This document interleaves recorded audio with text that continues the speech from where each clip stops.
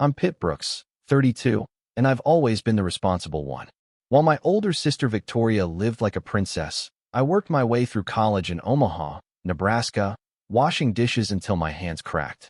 Now I'm a financial consultant making $120,000 a year, but every dollar felt earned through blood and sacrifice. Growing up, Victoria could do no wrong in my parents' eyes. When she crashed Dad's car at 17, they bought her a new one. When I needed textbooks for college, they told me to get a job. By the time I graduated with honors, Victoria was already married to Kevin, a laid-back electrician who thought overtime was optional. They had 2 kids right away, and suddenly every family gathering became a fundraising event for their latest crisis. I thought supporting family was what love looked like. I had no idea I was training them to see me as their personal bank account. The requests started small during my first year out of college. Victoria called crying about a $300 electric bill they couldn't cover. Her voice shook as she mentioned how baby Emma needed formula, how little Pitt was getting sick in their cold apartment. I transferred the money that same day, my chest tight with worry for my niece and nephew. "You're such a good brother," Victoria sobbed. "We'll pay you back next month, I promise." Next month came and went. Then Victoria needed $800 for car repairs. Then $1,200 for Emma's medical bills. Each time, she painted vivid pictures of her children suffering while I sat comfortable in my tiny apartment, eating ramen to save money. The promises to repay became vague mentions of when things get better. Things never got better. They only got more expensive. But seeing those kids' faces at family dinners, watching Emma hug my leg and call me her favorite uncle, made every transfer feel worth it. 5 years into my career, my savings account told a brutal story. While my colleagues bought houses and took vacations, I'd funneled $65,000 into Victoria's endless emergencies. The car loan I co-signed when their credit tanked. The $15,000 for her cupcake business that lasted 6 months before she got bored with early morning baking. Monthly rent assistance when Kevin's hours got cut. Medical copays, school supplies, birthday parties that cost more than most weddings. I kept spreadsheets like any good financial consultant, watching my dreams of homeownership slip further away with each transaction. My friends joked about my monk lifestyle, while I postponed everything that mattered to me. The beach house rental in California I'd planned for 3 years running. The down payment I'd been saving since college. Even dating felt impossible when every spare dollar went to Victoria's family. But I told myself this was temporary, that eventually they'd get stable and I could live my own life. Last spring, Victoria called with her biggest request yet. Her 15th wedding anniversary was coming up, and she wanted to throw a party that would show everyone how far we've come. She described a rented ballroom, professional catering, a live band, and custom decorations. The total cost would be $15,000, but they could only scrape together $5,000. "I need you to cover the rest, Pitt," she said, her voice already assuming my agreement. "It's our anniversary. This is important." I sat in my cubicle, staring at my savings account balance. After years of supporting them, I had barely $8,000 left. The down payment I'd been building for a decade was gone, fed piece by piece into their lifestyle. "Victoria, I can't swing $10,000 right now," I said carefully. "But I'd love to give you $500 as an anniversary gift." The silence on the other end felt dangerous. When she finally spoke, her voice was ice cold. "500? Pitt, you make 6 figures. Don't pretend you can't afford to help your family." That phone call changed everything between us. Victoria's tone shifted from grateful sister to entitled beneficiary overnight. She started calling daily, each conversation a masterclass in emotional manipulation. "Emma asked why Uncle Pitt doesn't want Mommy and Daddy to have a nice party," she'd say. "I didn't know how to explain that you think your money is more important than your family." When guilt didn't work, she tried anger. "You've forgotten where you came from, Pitt. You've forgotten who helped you when you were struggling." The irony wasn't lost on me. I was the one who'd been helping for 5 solid years. She recruited our parents next. Mom called within days, disappointed but not surprised. "Your sister is under so much stress, Pitt. This party could really lift her spirits. Can't you find a way to help?" Even Dad, who usually stayed out of family drama, sent a text, "Family first, son." The pressure was suffocating, but for the first time in years, I held firm. Something about that $10,000 request felt different. Maybe it was the entitlement in Victoria's voice, or maybe I'd finally hit my breaking point. 2 weeks later, Mom invited me to dinner at Romano's, an upscale Italian place downtown. "We're celebrating your promotion," she said, though I'd been in my current role for 8 months. Something felt off, but I showed up anyway, dressed in my best suit after a long day at the office. I should have known it was an ambush when I saw the whole family already seated at a large round table. Victoria and Kevin, the kids, my parents, even Victoria's best friend Casey, who'd driven down from Lincoln. Everyone looked dressed up, like they were expecting something special. The kids ran over to hug me, chattering excitedly about the big surprise. My stomach dropped. Victoria stood up, raising her wine glass with a theatrical flourish. "Before we order, I have an announcement," she declared loudly enough for neighboring tables to turn and look. "My amazing brother Pitt has agreed to make our anniversary party dreams come true by covering the remaining costs." The table erupted in cheers and applause. Everyone was looking at me expectantly, smiling, waiting for my gracious acceptance of this generous gesture I'd never agreed to make. The restaurant felt like it was spinning around me. Every face at the table beamed with expectation, while my chest tightened with humiliation. "Victoria, we never agreed to that," I said quietly, trying to keep my voice steady. Her smile faltered for just a moment before snapping back into place. "Don't be modest, Pitt. We talked about this. You know how much this means to Kevin and me." The kids looked confused as tension crackled between us. Kevin studied his menu like it held the secrets of the universe while my parents watched nervously. "I offered $500 as a gift," I said more firmly. "I never promised $10,000 for a party." Casey's eyes widened, sensing drama. Other diners were starting to notice our table's uncomfortable energy. Victoria's mask began slipping. "You're really going to embarrass me in front of everyone? After everything we've been through as a family?" Her voice grew louder, drawing more attention from nearby tables. "You make more money than all of us combined, and you can't help your own sister celebrate 15 years of marriage." I left Romano's that night feeling humiliated and angry, but Victoria wasn't finished with me. The next morning, I woke up to my phone buzzing with notifications. She'd posted on Facebook, tagging me, our extended family, even co-workers from my firm. "My selfish brother refuses to help his niece and nephew have a beautiful memory of their parents' anniversary. Apparently money means more to him than family. So disappointed in the person Pitt has become." The post already had dozens of likes and comments. Cousins I hadn't spoken to in years were weighing in, calling me heartless. My coworker Brad had commented with a simple yikes, while our receptionist Michelle added a sad face emoji. The worst part was how she'd twisted the narrative. According to her version, I was a rich, selfish bachelor who wouldn't spare a few dollars to make children happy. She'd painted herself as the struggling mother just trying to create memories, while I became the villain who cared more about money than love. By lunch, the post had been shared 47 times. Walking into my office felt like entering a minefield. Conversations stopped when I passed by. Brad avoided eye contact during our morning meeting. Michelle, who usually chatted about weekend plans, barely acknowledged me at the reception desk. During lunch, I overheard fragments of whispered conversations in the break room. "Saw that Facebook post. Seems really harsh. His own family." My phone kept buzzing with messages from relatives. Aunt Carol wrote, "Disappointed in you, Pitt. Family should come first." My cousin Danny, who I'd helped move apartments 2 years ago, sent, "What's going on, man? This doesn't sound like you." Even old college friends were reaching out, having seen the post shared through mutual connections. The professional reputation I'd spent years building felt like it was crumbling in real time. That evening, I sat in my car in the office parking garage, staring at my phone as the notifications kept coming. Victoria had successfully painted me as the bad guy, and the court of public opinion had already reached its verdict. Sitting in that parking garage, something inside me snapped.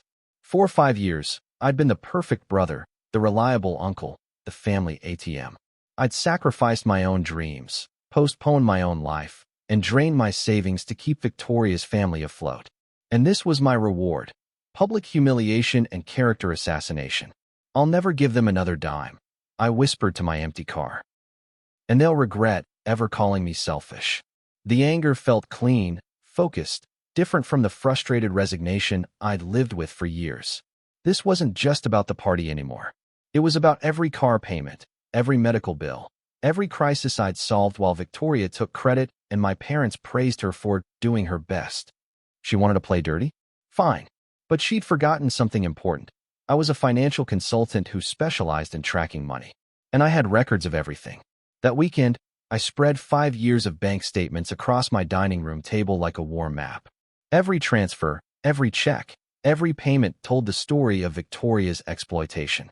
The numbers were staggering when laid out chronologically. $65,000 in total. The $12,000 car loan I'd co-signed when their credit score tanked below 500. The $15,000 business loan I'd personally guaranteed for her cupcake venture, which folded after 6 months when she decided baking was too much work. Monthly rent assistance totaling $18,000 over 3 years. Medical copays and prescriptions for the kids, $8,000. Utility bills, emergency repairs, even grocery money during Kevin's layoff periods, another $12,000. I created a professional spreadsheet, complete with dates, amounts, and purposes. Each line item represented a sacrifice I'd made, a dream I'd postponed, a piece of my future I'd handed over willingly. The evidence was overwhelming. Victoria hadn't just accepted help, she'd built her entire lifestyle around my financial support. And now she had the audacity to call me selfish. Monday morning, I started making calls. First up, the bank holding Victoria's car loan. I'd like to remove myself as co-signer immediately, I told the loan officer. The primary borrower will need to qualify on their own or surrender the vehicle. Victoria's credit was still terrible. I knew she'd never qualify solo. Next, I called the business lending company that held her cupcake shop loan. Since I'd personally guaranteed it and Victoria had defaulted months ago, I had options. I'm exercising my right to transfer this debt back to the primary borrower, I explained. I'll no longer be responsible for payments. The customer service representative confirmed that Victoria would now be fully liable for the remaining $11,000 balance. I canceled the joint credit card she'd been using for emergencies, the same card she'd maxed out buying designer clothes for the kids. Finally, I changed my phone number and blocked Victoria, Kevin, and my parents across all social media platforms. The silence felt powerful. My new policy was simple: radio silence. When Victoria realized her financial lifeline had been cut, the desperation would begin. I didn't have to wait long. By Tuesday, she was leaving voicemails on my office phone, her voice swinging between confusion and rage. Pitt, the bank called about the car loan. What's going on? This has to be some kind of mistake. By Wednesday, the messages grew more frantic. They're saying I have 30 days to refinance, or they'll repossess the SUV. You can't do this to us. What about Emma and little Pitt? I instructed our receptionist to screen all calls from family members. When Victoria showed up at my office Thursday afternoon, building security turned her away per my instructions. The woman at the front desk later told me Victoria had screamed that I was destroying my own family before storming out. My parents tried showing up at my apartment that weekend. I watched through the peephole as they knocked and called my name, but I stayed silent inside. Victoria's voicemails became increasingly desperate as the financial reality hit. Pitt, please call me back. I know you're angry, but this is affecting the kids. They don't understand why Uncle Pitt won't talk to us anymore. She started using the children as weapons, sending voice messages where Emma's tiny voice asked, "Uncle Pitt, why can't I see you? Mommy's crying all the time." Those messages hurt the most, but I recognized the manipulation. Victoria had coached them, turned innocent children into guilt missiles aimed at my heart. Mom showed up at my workplace during lunch, cornering me in the lobby. "This has gone too far, Pitt. Your sister is falling apart. They might lose their car, and the kids need transportation to school." I looked at my mother, this woman who'd never once acknowledged my sacrifices and felt nothing but cold determination. "Victoria will figure it out," I said calmly. "She's resourceful when she needs to be." Mom's face crumpled with disappointment, but I walked away without another word. By month's end, Victoria's carefully constructed lifestyle began collapsing. The SUV I'd co-signed for was repossessed on a Tuesday morning while she was dropping the kids at school. Neighbors watched as the tow truck dragged away their primary vehicle, leaving Victoria standing on the sidewalk in her pajamas, clutching her coffee cup. The cupcake business loan default destroyed what remained of her credit. Debt collectors started calling daily, demanding payment on the $11,000 balance. Without my monthly rent assistance, Victoria and Kevin fell behind on their lease. Their landlord posted a 30-day notice on their front door, visible to anyone walking by. The medical payment plan I'd been covering for Emma's asthma treatments went into collections when I stopped paying. Victoria's perfect family facade was crumbling in real time, and the whole neighborhood had front-row seats. For the first time in years, she was experiencing the natural consequences of her financial choices without my safety net to catch her. What Victoria didn't know was that I'd been planning for this possibility for months. When I guaranteed her business loan, I'd insisted on a clause that most people would never read carefully. Hidden in the legal language was a provision giving me partial rights to any future business ventures she registered under her name. My lawyer had suggested it as protection against default, but now it became something much more powerful, a legal trap that would spring shut at exactly the right moment. Victoria was about to learn that actions have consequences, and some wounds cut both ways. I'd spent weeks researching business law, understanding my options, preparing for the day when patience would transform into power. That day was coming sooner than she thought. The clause was perfectly legal, thoroughly enforceable, and completely unknown to Victoria or her husband. They'd signed their own financial death warrant without even realizing it.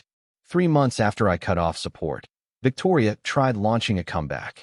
She'd always been decent at party planning.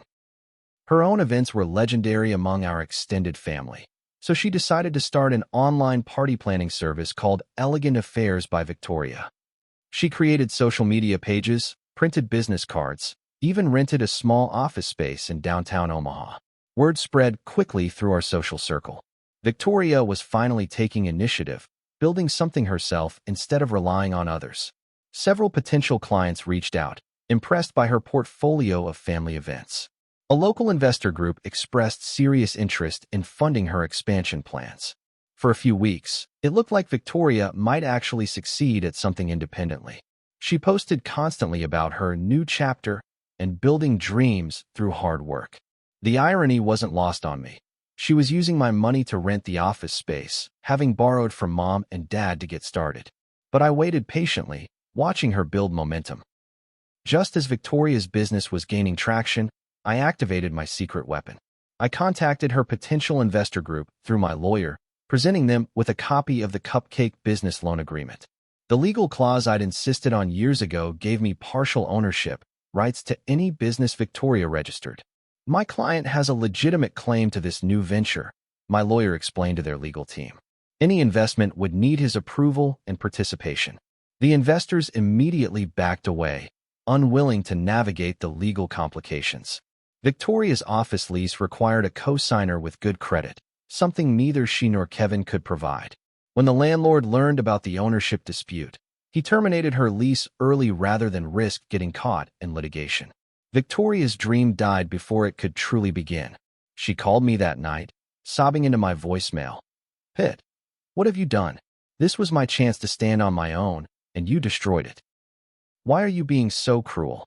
I saved the message but didn't respond. The trap had worked perfectly. With Victoria's business destroyed and her reputation in shambles from the repossession and eviction notices, I decided it was time to tell my side of the story. I crafted a careful, factual Facebook post that included screenshots of bank transfers spanning 5 years. Some people have questioned my character recently, so let me share some facts. $65,000 transferred over 5 years. Car loans co-signed. Business ventures funded. Rent assistance provided monthly. Medical bills covered. I said no to one request, a $10,000 party, and was called selfish publicly. Sometimes the person who gives the most is the easiest target for blame. I included a spreadsheet showing every transaction, every loan, every payment. The post was calm, professional, and devastating in its thoroughness. Within hours, the narrative began shifting. Comments poured in from people who'd initially judged me. "I had no idea you'd done so much. This changes everything. Your sister owes you an apology." The truth was finally out there, and it was spreading faster than Victoria's original lies. The internet can be merciless when it turns against someone. Victoria's original post calling me selfish was now flooded with new comments as people shared my response. You used your brother for years and then trashed him publicly? One cousin wrote. This is disgusting behavior. Old family friends who'd initially supported Victoria began distancing themselves. Her Facebook profile became a battlefield of criticism and defense. Some people deleted their supportive comments from her original post, while others doubled down with new attacks on her character. The local party planning community, which had been excited about her new business, now whispered about her reputation for exploiting family members. Victoria's carefully curated social media presence, full of happy family photos and inspirational quotes, looked hollow against the backdrop of financial exploitation. She'd branded me as selfish, but the internet had rebranded her as a user, a manipulator, someone who'd bitten the hand that fed her for years. The legal system moved slowly but inevitably. Victoria's defaulted cupcake loan ended up in court, and the judge ordered wage garnishment to recover the debt. 25% of her part-time income from a retail job would be automatically deducted and deposited into my account every month for the next several years. The irony was beautiful in its completeness. After years of me voluntarily sending money to support her lifestyle, she was now legally required to send money to me. Each garnished payment felt like a small victory, a monthly reminder that actions have consequences. Victoria tried appealing the garnishment, claiming financial hardship, but the paperwork clearly showed her signature on the loan documents. There was no escaping the legal obligation she'd created when she defaulted on the debt I'd guaranteed. Every month, $300 would flow from her paycheck into my account, a steady stream of forced accountability that would last for years. The family fracture was swift and complete. Mom and Dad initially tried staying neutral, but they couldn't handle the social embarrassment of Victoria's exposed financial manipulation. When relatives started asking pointed questions about why they'd allowed one child to exploit the other for years, my parents became defensive. They blamed me for airing dirty laundry and destroying family unity. But extended family members weren't buying it. Uncle Pete, Dad's brother, called Victoria's behavior absolutely shameful at a family barbecue. Cousin Jessica publicly supported my decision to set boundaries. Victoria's reputation at family gatherings became toxic. People whispered when she walked by, and several relatives stopped inviting her to events entirely. The golden child status she'd enjoyed for 30 years evaporated overnight. Meanwhile, family members who'd previously ignored my achievements began reaching out, apologizing for judging me too quickly. The power dynamics that had defined our family for decades had completely reversed. With Victoria's financial drain finally eliminated, my life transformed rapidly. I bought my first house within 6 months, a beautiful 3-bedroom ranch in West Omaha with a 2-car garage and fenced backyard. The down payment came from money that would have previously gone to Victoria's latest crisis. I booked that long-delayed trip to Iceland, spending 2 weeks hiking glaciers and soaking in hot springs without once checking my phone for desperate family messages. Dating became possible again when I wasn't constantly worried about explaining where my money went. I met Amanda, a nurse who appreciated my generosity but respected my boundaries. For the first time in years, I could plan a future that belonged entirely to me. The stress-related insomnia that had plagued me for years disappeared when I wasn't lying awake wondering what emergency would drain my savings next. My coworkers noticed the change too. "You seem lighter lately," Brad mentioned during a team meeting. "More confident." Freedom from financial manipulation felt better than I'd ever imagined. Almost a year after cutting Victoria off, she appeared at my front door on a rainy Thursday evening. She looked exhausted, older, wearing a coat I recognized from high school. The designer clothes and professional manicures were gone, replaced by the appearance of someone who'd learned what real financial struggle looked like. "Pitt, please," she began, her voice barely above a whisper. "I need to talk to you. I need to apologize." I stood in my doorway, looking at this woman who'd once called me selfish for not funding her party, who'd publicly humiliated me when I finally said no. "I was wrong," she continued, tears streaming down her face. "I took advantage of you for years. I see that now. Kevin and I are getting divorced. I'm working 2 jobs and can barely make rent. I understand why you cut me off." She looked genuinely broken, genuinely sorry. Part of me felt sympathy for the scared, struggling woman in front of me. But a larger part remembered the years of manipulation, the public humiliation, the assumption that my life and dreams mattered less than her wants. I listened to Victoria's apology in complete silence, watching tears stream down her face as she acknowledged years of exploitation. When she finished speaking, I felt something unexpected, not satisfaction, not anger, but a calm, centered peace. I gave until it broke me. Victoria, I said quietly. Now you get to live with what you created. I stepped back and closed the door. Through the window, I watched her stand on my porch for several minutes before walking slowly to her old Honda Civic. The same car she'd driven in college, before I'd co-signed for her SUV. The next week, I posted my story online, ending with this message: family doesn't mean being exploited. Boundaries aren't selfish, they're survival. To anyone reading this who feels guilty for saying no to family members who only call when they need money, you're not responsible for other people's poor choices. Your worth isn't measured by your bank account balance. Sometimes the most loving thing you can do is let people face the natural consequences of their actions. The post went viral within days, resonating with millions who'd experienced similar exploitation. My story of revenge had become something bigger, a permission slip for people to value themselves. And that felt better than any apology ever could.